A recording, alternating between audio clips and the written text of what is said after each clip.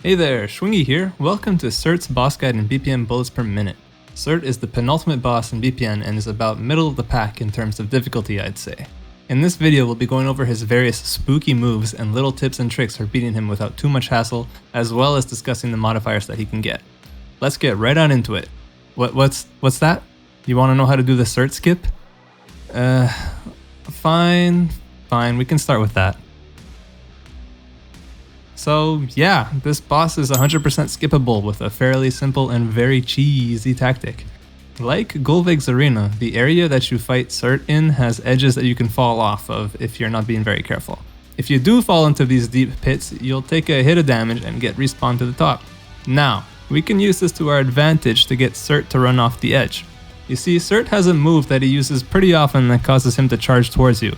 Fortunately for us, he's so determined to give us a hug that if we time a jump off the platform right before he touches us, he'll fall down to his death.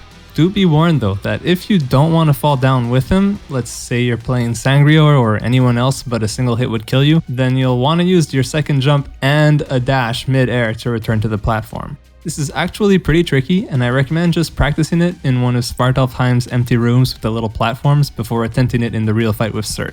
If taking damage doesn't worry you because, let's be honest, if you've made it this far, Nidhogg is unlikely to kill you, then feel free to just drop down with him. It's what I do most of the time. Nice. Boom, easy game, Surt dead, guide's done, right? I mean, yeah, kind of. But let's say you want to fight him in boss rush, the skip won't help you there at all. Or let's say you're playing Sangrior and you just don't want to risk it because this is the 80th run you've done and you finally goddamn made it to Surt and your heart is thumping and you don't want to risk it all because you decided, herder, I'm gonna jump off this cliff. Oh, okay, you get it, right? Like, we should probably learn his moves. We'll separate his moves into two sections because he's got two phases. That makes sense. Expanding Hemisphere. Surt bashes his club, mace, swords. Wait. What the heck are those anyways? Okay. He bashes his large, unusual weapons together and creates a hemisphere that slowly gets bigger and bigger, expanding towards you. Simply strafe to one direction to get around it and not get hit. It actually can be really hard or impossible to avoid in some really tricky scenarios where he's right up against the edge of the arena and he does the move towards the center. So try to avoid luring him towards the edge during the fight. Homing charge. Surt charges towards you for a little while and smacks you if you're not moving away. Just don't let him hit you. Dodge, jump, hide behind a rock, whatever tickles your fancy. Melee attacks. Surt tries to hit you in melee range with his weapons. He always does 2 swings once per beat. Again, just don't stand still. Like 99% of the fighting in this game involves not standing still. You can do that, right? The only times I've ever gotten hit by his melee attacks are when I got stuck on a rock and can't move, and it's really frustrating. And honestly, that's the hardest part of this fight. Not Surt himself, but it's the damn arena we have to fight him in. Nowhere else in the game are there rocks like these with all kinds of little things sticking out that cause whichever character you're playing to no longer have the ability to lift their feet off the ground. Lava line. It's the same lava line as Miscaf.